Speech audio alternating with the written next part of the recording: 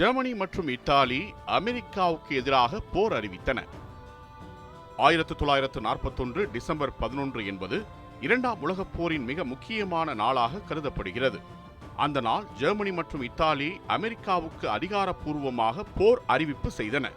இது உலகப் போரின் பாதையை முழுமையாக மாற்றிய தீர்மானமாக கருதப்படுகிறது. இந்த நிகழ்வின் பின்னணி 1941 டிசம்பர் 7 அன்று ஜப்பான் அமெரிக்காவின் பேர்ல் ஹார்பர் கடற்படை தளத்தை திடீர் தாக்குதல் நடத்தியது. இந்த தாக்குதல் அமெரிக்காவை அதிர்ச்சியடைய செய்தது மற்றும் ஜப்பானுக்கு எதிராக போர் அறிவிக்க வழிவகுத்தது. ஜப்பான், ஜெர்மனி மற்றும் இத்தாலி ஆகியவை அப்போது ஆக்சிஸ் பவர்ஸ் என்று அழைக்கப்பட்ட கூட்டணியில் இருந்தன.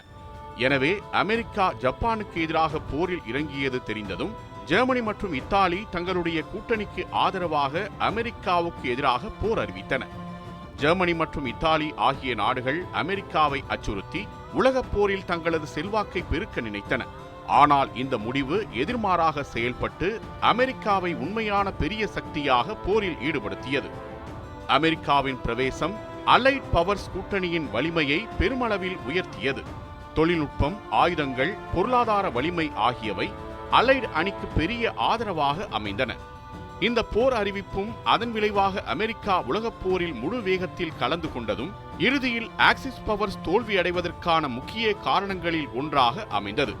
இதனால் 1941 டிசம்பர் 11 உலக வரலாற்றில் மறக்க முடியாத நாளாக உள்ளது.